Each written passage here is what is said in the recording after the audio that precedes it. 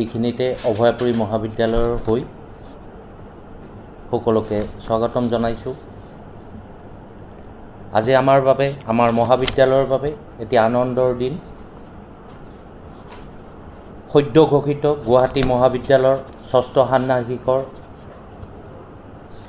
যি ফলাফল, যি ৰিজাল্ট, সেই ৰিজাল্টে আমাৰ অভয়াপুৰী মহাবিদ্যালয়লৈ সুনাম কঢ়িয়াই আনিবলৈ সক্ষম হৈছে।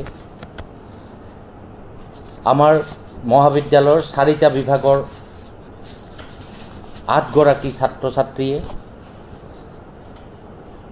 গুৱাহাটী বিশ্ববিদ্যালয়ৰ ভিতৰতে স্থান লাভ কৰিবলৈ সক্ষম হৈছে।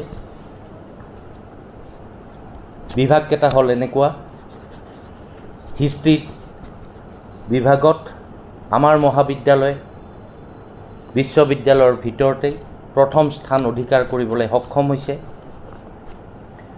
আমাৰ মহাবিদ্যালয়ৰ ছাত্ৰ ভিগুনাথ, তেওঁ 8.54 CGPAৰে গুৱাহাটী বিশ্ববিদ্যালয়ৰ ভিতৰতেই প্ৰথম স্থান অধিকাৰ কৰিছে।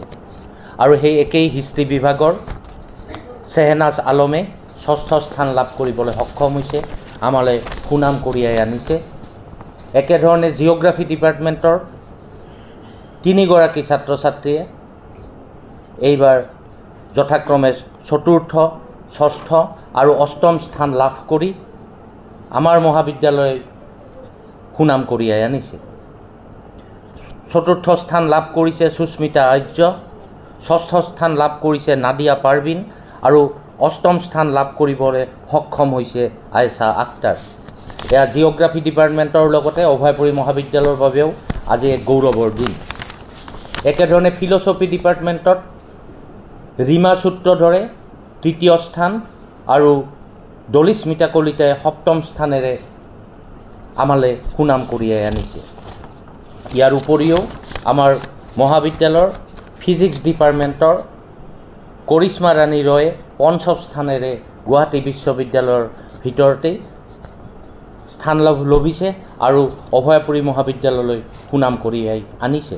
এই চেগতে আমি এই 8গৰাকী ছাত্ৰ ছাত্ৰীক, কৃতি ছাত্ৰ ছাত্ৰীক আমাৰ মহাবিদ্যালয়ৰ ফালৰ পৰা কৃতজ্ঞতা জনাইছোঁ, বহুত বহুত শুভেচ্ছা জ্ঞাপন কৰিছোঁ। আমি আশা কৰিছোঁ এই 8গৰাকী ছাত্ৰ ছাত্ৰীয়ে আমাৰ যি বাকী ছাত্ৰ ছাত্ৰীখিনি আছে তেওঁলোকৰ বাবে প্ৰেৰণাৰ উৎস হওক।